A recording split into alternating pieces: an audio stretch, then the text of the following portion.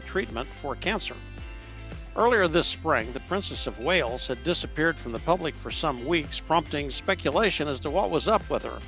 On March 24 this year, she announced that she had been diagnosed with cancer and subjected to abdominal surgery.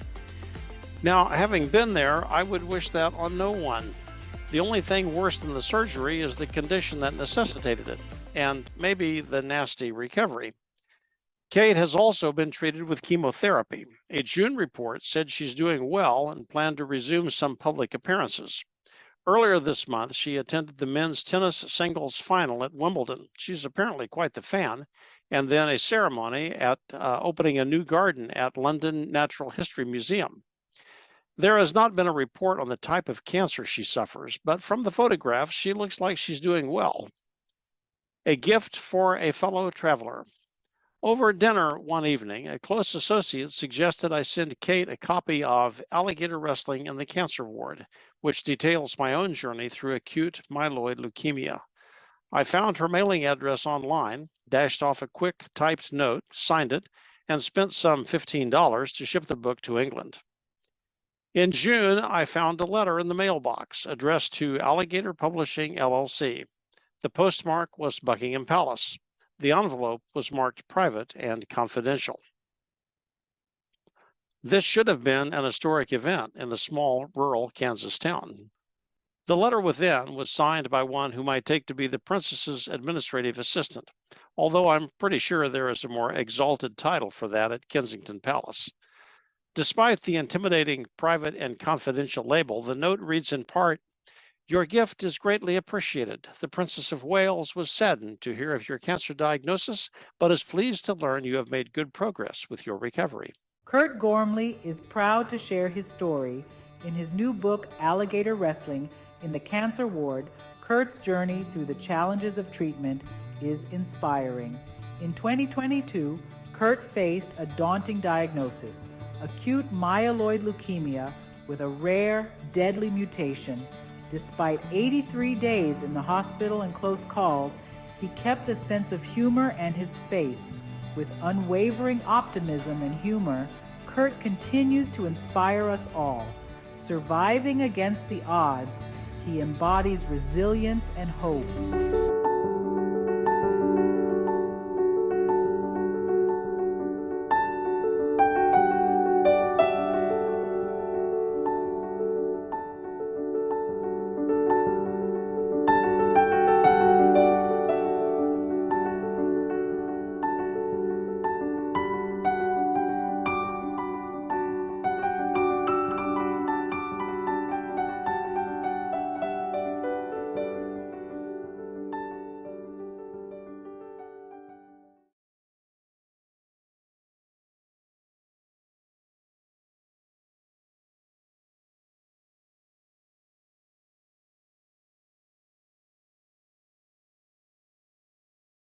I love your work. I've been reading Alligator Wrestling in the Cancer Ward, but having listening to your blog, I'm just thinking there are 100 things I could talk to you about. So I just want to warn viewers they're going to see you more than this one time.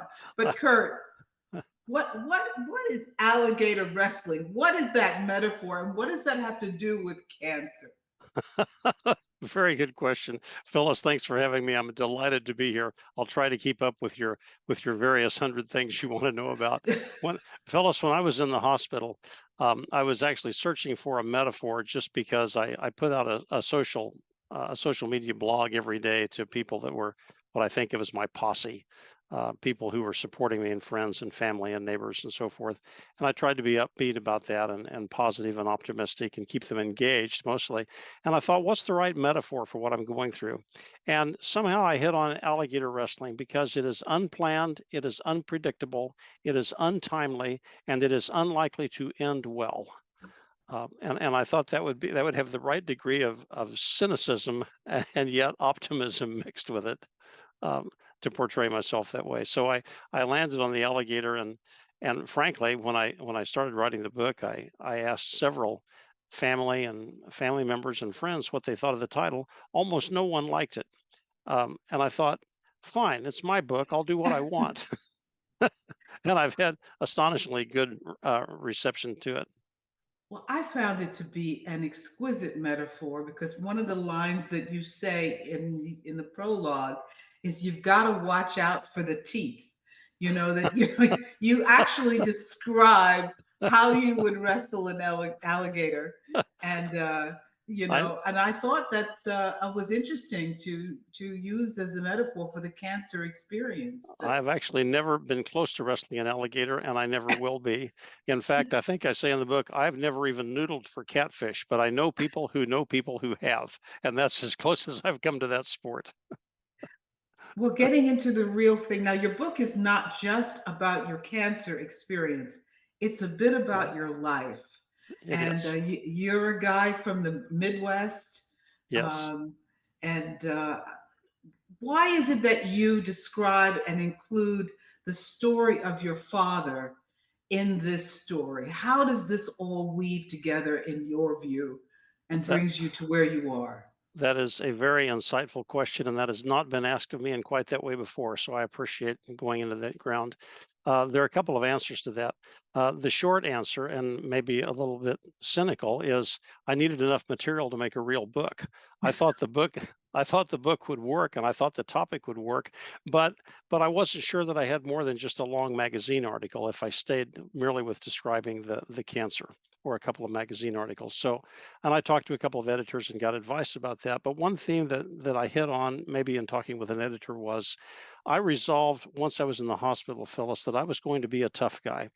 I'm not exactly a tough guy, no tougher than anybody else, but I resolved that that would be my persona because there were going to be many things that would challenge me physically and emotionally that I had no idea whether I had the resources to come up with the resilience to fight those things and be successful or not. And so I began to think back in my past life, what have I done in my life that has given me the strength to take on this faux persona of the quintessential tough guy who's going to be in the cancer ward. And I thought, there are things that I've done.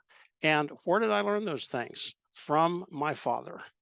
I've been in groups, Bible study groups, and church organizations, and so forth, where we talk about how we what we have learned from our parents, and particularly from our fathers, in the case of men. And I've been in a group. At one time, I was in one where we talked about how our fathers had wronged us, how I've been deeply scarred by my father.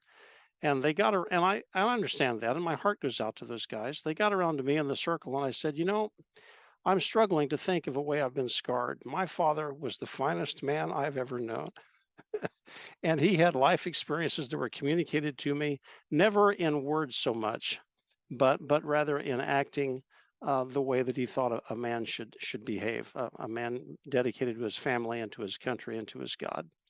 So that's why I echo back to him, and I really can't help it. That's part of who I am. Well, now you were raised on a farm and you had to learn farm work. Uh, To was which your father? I was not particularly well suited, but yes, I did. You're holding back on me. I mean, I have a ton of questions. I mean, I need to know how Dad's story in World War II and his stories of about his courage and leadership in Yeah. World War II inspired you.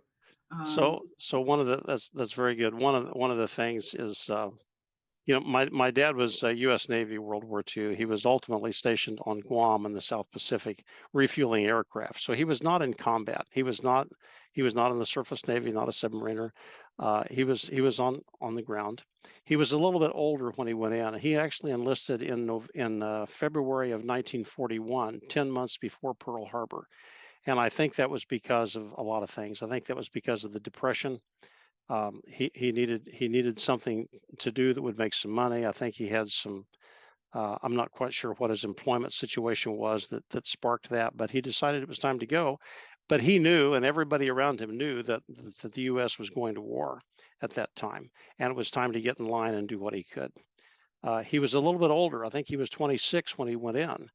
He had already been a motor pool shop supervisor for a trucking line in a small town. So he had some real capability mechanically. And so That plus plus his fortunate last name got him promoted to chief petty officer when he was in the Navy. There was a serving admiral in the South Pacific with the last name of Gormley, spelled the same way as ours, and I think he was a second cousin of my grandfather, I think. So the captain called my dad into his office one day. Um, "Are you related to Admiral Gormley?" And my dad, being the consummate politician, said, "Oh, sir, I have no idea. I really don't think so." But they promoted him to chief anyway. And so he was put in a position of leadership, whether he wanted it or not, with other men. And but his stories are all about mostly about fighting with Navy bureaucracy so that we can get the job done. Unless I missed something, the only reason we're out here in the South Pacific is to get this thing over with and go home. And the sooner we get that done, the better off everybody will be. And that was his approach to that part of his career. Well, you definitely inherited that as I read the book, and we can't tell everyone everything. As you navigate life as a young man, you find yourself in various jobs, but I see that your stick to itness, your dedication comes from and is inspired by your dad. Yes, very So much so. so now we're gonna skip ahead because you have to read the book, folks. This is a great book, Alligator Wrestling and the Cancer Ward. But before we get to the cancer, there's one particular scene that I, as a woman, cannot forget. There you are with Linda, is it correct? Lynn, my wife, Lynn. Lynn, Mhm. your wife Lynn, and you've decided you're going to propose, and she turns to you and says, "Can we wait to the commercial before you start?" She really said that. We were watching MASH reruns in her rented house. We're both great MASH fans. We could say the lines with them even at that point, I think. And in the middle of one of those scenes that we both knew so well, I turned to her and I don't recall exactly the words I said, but will you marry me? And she paused and didn't make eye contact. She looked straight at the TV, and then finally she turned to me and said, "Could we wait till the commercial to discuss this?" Of course, there was no pause button in those days, right? It's you either watch it or you don't. Right, that's true. And then, of course, we only have the requisite 3 minutes to discuss it at the commercial before the show's on again. Well, but the point is, I think any typical person would have been, saying, well, maybe she doesn't want to say yes, or maybe I shouldn't ask. But you went ahead and asked. You Oh, waited I till the did. commercial. Oh, I did. That's right. I did. And fortunately, she said yes. And you've been married a long time. It'll be 41 years at some Ah, point. Yeah. that's fantastic. So now, where were you, and how does cancer come into your life? Because you had this remarkable career, you're a master at sales and management and dealing with business. What happens, and where were you when cancer shows up? So So I went to my family physician for a routine annual medical wellness check. Many times I blow those off because why would a healthy guy like me need a wellness check? Now, I did have some symptoms, some swelling and shortness of breath. And, with most of us guys at this age, we think shortness of breath, we think there's heart trouble, right? We think there's a blocked artery or something. And when that first set in a couple of days before my appointment, I was actually working outside. I was working some firewood outside, and as is probably typical for guys, I think maybe I have a blocked artery. Will I have enough time to finish this load of firewood before I have to go take care of that? So, but I laid down for a while, then I felt better. So I had some symptoms, but I did not recognize the significance. I certainly do now, but I did not know what that was about. I went to the doctor. They drew blood. He and I talked politics, which is our usual thing. We talked, and then uh, before I left, I noticed that where they had taken blood, the patch on my arm, there was blood dripping. The patch was soaked. There was blood dripping down my arm and dripping onto the floor, and it was soaking my shirt sleeve. Thought this isn't normal. So I go back in and show it to the nurse, and she paled and whisked me out of the waiting room into a room. All the other patients are looking at me thinking, I wonder if I'm seeing the right doctor today, if this is what the patients look like. So she got my arm bandaged up, sent me on to work, and I went to my office job. And 3 hours later, a different nurse called me and said, "Mr. Gormley, we have your blood levels here. Your blood levels are way off. Uh, we think maybe there's a measurement error. We want you to go to an emergency room and have the blood test repeated, please. And if you do that right now, that would be very good. I mean, right now." There was some urgency to it. And of course, Phyllis, I thought, fine. I came to work late this morning because of the doctor's appointment. And now this will take my lunch hour. If this goes very long, I'll have to take some vacation time. I hate wasting vacation time. So I went to the ER, and a half hour after I showed up at the ER, they took blood again. They did the test. They had me in a bed. They were dripping an IV into me. The doctor came in and he started talking about the difference between lymphoma and leukemia. And I said, "I think I missed something here. Why are we talking about the L words?" And he said, "Well, you have low red blood cells and low white blood cells and low platelets. The low platelets means that you can't staunch the bleeding. That's why you had trouble bleeding this morning." He says, "Those are an indication of leukemia." And this comes clear out of the blue to me. I'm thinking, you know, a good conversation, but I actually have a lot of email at work I need to go respond to. I've got customers waiting on my calls. Can we wrap this up? and I don't even, it doesn't even occur to me immediately that leukemia is in the cancer family. I have to process that and think about it. Oh yeah, that's one of the cancers. All I know, I see on the evening news about that. So I said, "Well, is that a diagnosis?" He said, "Of course not. We're an ER. We're not qualified to make a diagnosis. But I've been to medical school, and I can tell you, when you've got low reds and low whites and low platelets, brother, you've got leukemia." So they called an ambulance and sent me to the hospital that afternoon. Wow. So what was your reaction then? There you are in the ambulance on the way to the hospital. You I want don't mean to make you relive this. you want to know really? I'm thinking, Yeah. I have my cell phone. I'm thinking, how does one spell leukemia exactly? There's an E in it someplace.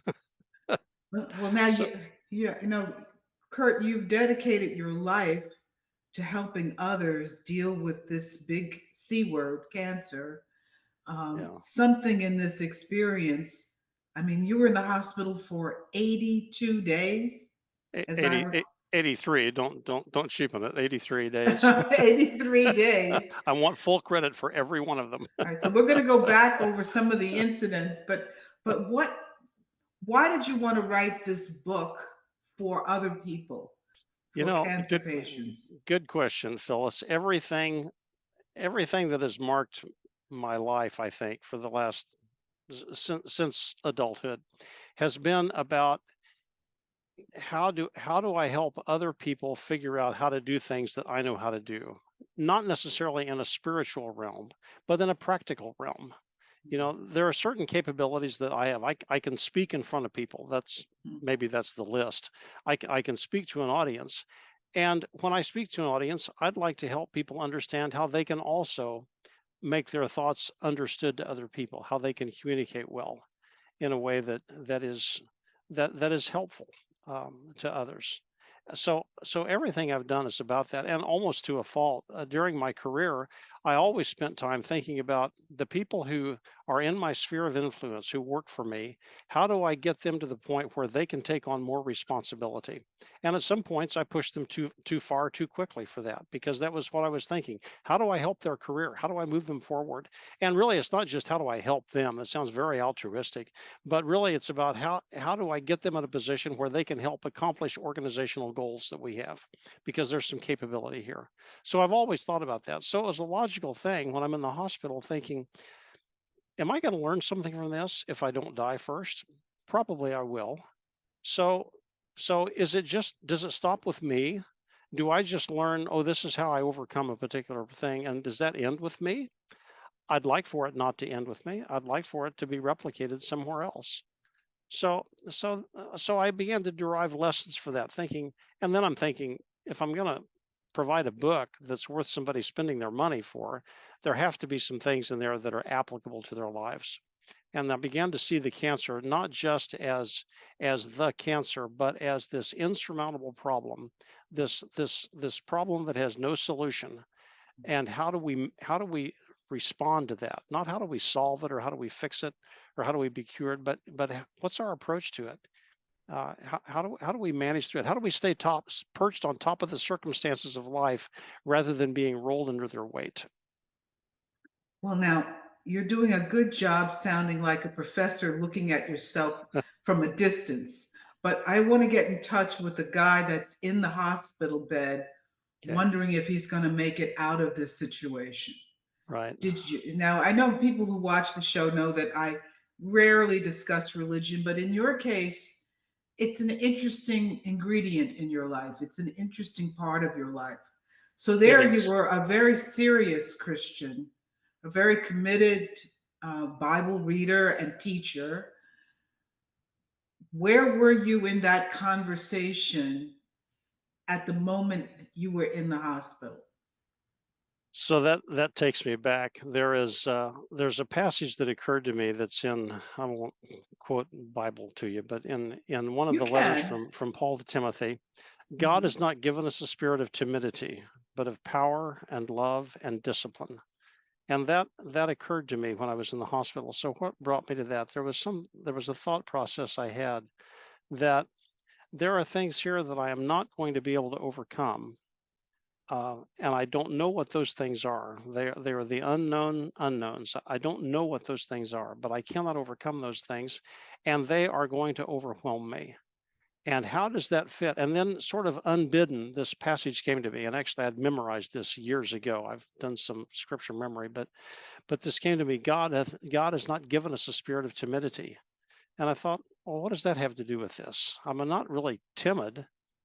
Oh, but you are, says I to myself. You are timid because you're shrinking back from this. Fear was crouching at the door, Phyllis. And that's what you want on the inside. That's what's on the inside.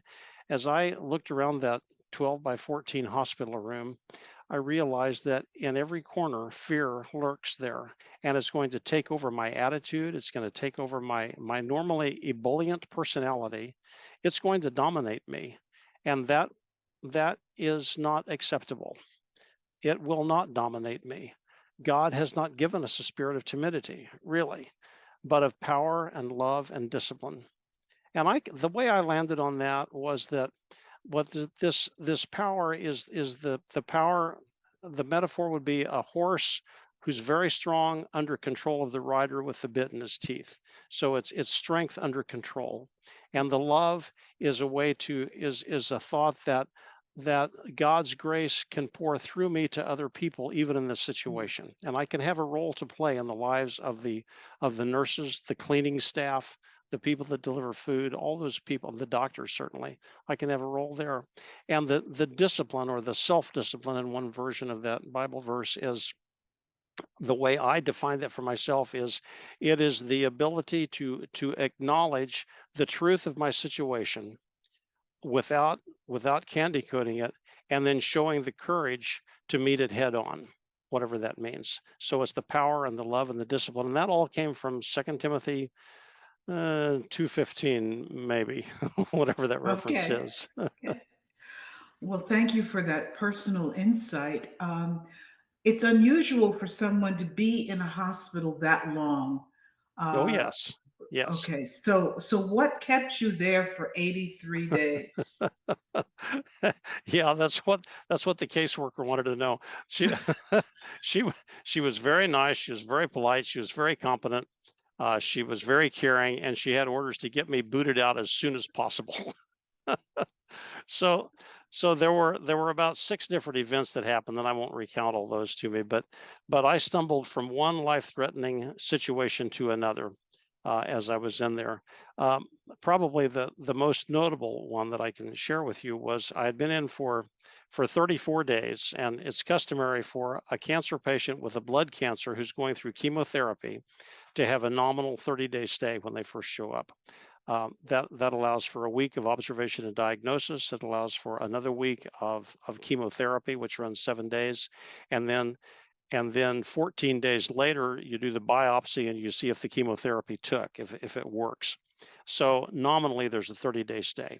So I went through all those things and was sicker than a dog during that first round of chemotherapy, but came out of that. And at the end of of 30 days nominally, I was ready to go home. In fact, on night 34, I got in bed. I was ready to. I was going to be dismissed at 9 o'clock the next morning to go home, and I'll be gone for. I think I'd be gone for a week or 2 weeks, and then come back for a 1 week of chemotherapy inpatient, and then gone for 3 weeks and back. And we do probably 4 to 6 cycles of that.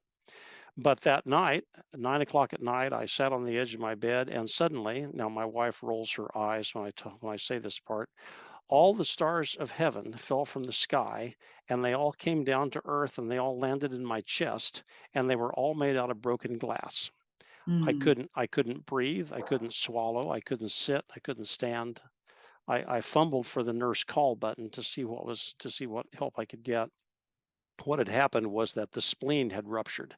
Unbeknownst to anyone, that the spleen got in trouble because I had contracted a fungus inside the hospital. So, in my layman's understanding, there's fungus, there's bacteria, and there's virus, and I got one of the fungi. It's bloodborne, so it is not like any self-respecting athlete's foot. This one is on the inside, and it goes. In biblical language, it goeth where it willeth, just like the Holy Spirit. It goes any place it wants to. And this one got in the spleen. Now the spleen is a filter that purifies things, so that's why it got into the spleen. But it ruptured the spleen, and as I'd learned later from a doctor, when the blood gets outside the vascular system and gets where it's not supposed to be, it is very abrasive inside the body. It's raspy. It feels like sharp stabbing pains wherever it touches. And because it's in the abdomen, in this case, the brain does not localize pain in the abdomen, so it thinks it's coming from all over. So from my belt buckle to my shoulders, I was filled with gas or pain or blood or something. I don't know what, but it was a new exercise in thrilling pain. So they had to do an emergency splenectomy the following morning to remove that. And when they took the spleen out, by the way, I don't know how big the spleen is, but there was a golf ball size ball of this fungus that was attached to the spleen that came out with it. Well, So now that was the you've first got thing. we're going to go back to this keeping you in the hospital and understanding that there were events, as you said, that kept you in Yes, there. yes. So now, when you go in now, most people would never want to see the inside of a hospital again. What you do now is you actually go in and help other patients. Talk about that. I Does have a that, what do you say to them? I have a very satisfyingly flippant response to that. My wife says, "You just want to go up there to see the girls, to see the nurses." And I say, "Well, and they want to see me, so what's what's wrong with that?" Phyllis, I have very strong relationships with a few of the nursing staff that are up there. I've actually made lifelong friends, and really, when you're in the hospital for 3 months, it's like high school summer camp on steroids, right? Everybody cries when you leave, and you don't want to leave each other, and you want to sign each other's yearbook or whatever. But okay, that's the flippant response. Um, I feel like I can contribute something up there. I go up and see the patients. For one, I can. I have the freedom in my schedule to do that, and I limit this to twice a month. I'm not up there all the time, um, and I won't spend long. I'll spend an hour or two, and I can see maybe two or three or four patients during that time. And actually, one of the nurses will direct me. The one I know will direct me to patients who who she thinks can be helped by my visit. And of course, I tell her, I just want happy talk. I'm really not a trained counselor. I don't want any I don't want any difficult situations to have to navigate through. I probably can, but I really just want to see people that are in good spirits. And she laughs at me and says, "Yeah, we've got a little bit of happy talk, but we're kind of in short supply on that, mostly here in the cancer unit." So I'll visit with them because I think I can. I've gotten myself in a position where I can actually hand out some donated copies of the book to those people, signed copies that they get as a gift when they're in the hospital. So you tell them your story. What do you say to them when you're in the room? My greeting line is "Hi, my name is Curt. I'm a volunteer, and I come to spread joy and happiness in the cancer ward," which is usually a tough sell. And most of Hmm. them laugh at that and agree, yes, that would be a tough sell up here. I ask, I don't start with the fact that I've been in there, but I ask who they are, where they're from, do they have family available, do they have what they need? Not that I'm offering to do things for them, but I just want to understand the situation. In some cases, I'll ask the diagnosis. You know, we're very cautious about HIPAA rules. We don't share diagnoses of people. Nurses never tell me what the diagnosis is, so I don't know, but I can observe the IV trees and I can see about what it is. So I asked them about the diagnosis. And if there's any similarity with my own, then I can offer them some insight on what it's like to have the treatment, and some practical things about how to what the hacks are for the menu, how to get better menu service from the cafeteria. Um, you know, there are some things like that. Places they can go in the hospital they may not be aware that they're allowed to go to. Once you get loose of all the tubes that connect you, you can roam the hospital, but wear your hospital gown so they know you're an inmate here, inpatient here. Don't leave the grounds or they'll sick the Gestapo on you, and try to bring you back. They'll send security after you. But I can just help them with some practical things like that. I can see, and you bring them this exquisite personality that you have. So let's, again, there's not enough time to compress this entire story into our short program. But what I want to know at this point, now at the end of 83 days, when you get the diagnosis that you're okay, Uh-huh. tell us about that. Tell me your reaction and So where you are. it was high time for it because I'll tell you from for about 2 or 3 weeks before I left, I was wearing street clothes and roaming the halls daily. Um, my most serious complaint was that they would not give me a swipe card to get into the nurses station where they kept the coffee pot. So I had to stand outside and beg for coffee refills. But I was actually in good shape. What we were waiting on was insurance things to be settled because once I went home, I had to take oral meds with me. They had to be at home because I was on a daily regimen of oral meds and I had to keep that up. And we had to get the meds available and they had to be at a price that I could afford. At one point, the estimate was some $50,000 in outpatient, out-of-pocket expenses I was facing to get out. I said that's a non-starter, especially if you guys keep me here, it's free, right? Not free to them, free to somebody. Thank you, thank you, Medicare contributors. I mean that sincerely. But I was wearing street clothes and I was really ready to go home. But the thought that this cancer was in remission or would soon be in remission was uplifting. It was positive, and it was a little bit scary thinking I'm going to leave this domicile that I have. I'm going to leave the comfort of having medical care at the push of a button. Literally, they're just down the hall. I'm going to leave some of the good friends that I've made here, and I'm going to go home and do what? And that was a little disorienting because I'm going to spend the next 3 months incommunicado because my immune system was highly compromised. I couldn't get out, couldn't go to the grocery store, really shouldn't go to church, shouldn't really go anyplace. So I just stay in my basement. So that was a little threatening because I'm a social person, as you've probably intuited, and I need the socialization, and that's sort of what led me into writing the book, facing that 3 months at home in seclusion in an office. Once you got completely better and remission set in, Hmm. what were your thoughts then? Were you happy when you finally got you're at home, you can leave the basement, you could go out. Don't leave Well, us hanging, Curt. I uh, I went back to work. I work part time at a small company. I'm in a sales role with them, so I work part time. I talked to him and said I don't want to go on the road anymore because I'm sort of done with that. But I want to work about half time here, doing stuff in the office that I can help with. So I do that, but also I do outside work. I work firewood a little bit. We have some farmland that I don't really work on. It's more recreational than anything, but I get out there and do chores there when I need to. So there are a lot of things that I wanted to do to get outside, and I've been able to resume that, which is a delight to me. As I tell people when I speak about this publicly, I was supposed to die about 6 times that year, but none of those seemed to work out. And so here I am, and I still have to put this together and have some kind of a meaningful, purposeful life in the time that is remaining to me. Who knows how long that might be? So I began to undertake the online business. I got into doing the blogs, and I sort of backed into that business. I do lots of things online now, in addition to writing the book, and I've met lots of people online, very rich relationships, and there's some business opportunities there. Now, you've given me the male answer to that question. Let's go back a little bit.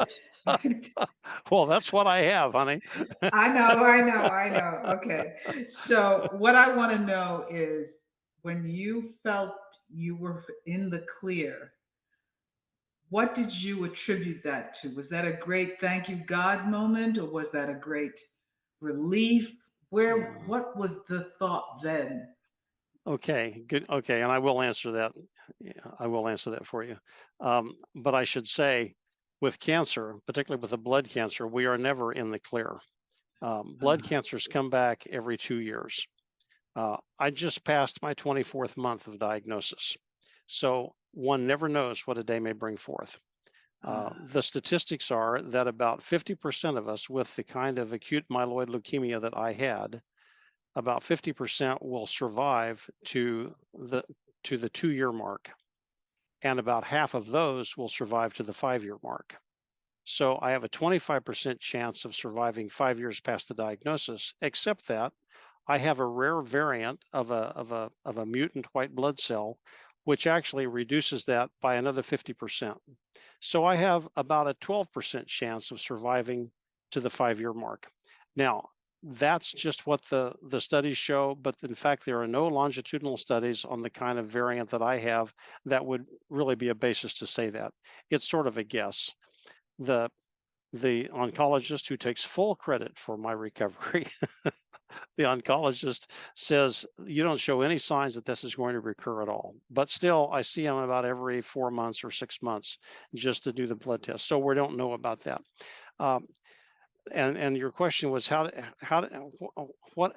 I feel about this? What's my emotional response to the thought that I'm now free of this? My thought is, yes, it is a big thank you God moment, and I really believe that the prayer of the saints contributed a great deal to where I am at this point. I cannot escape that.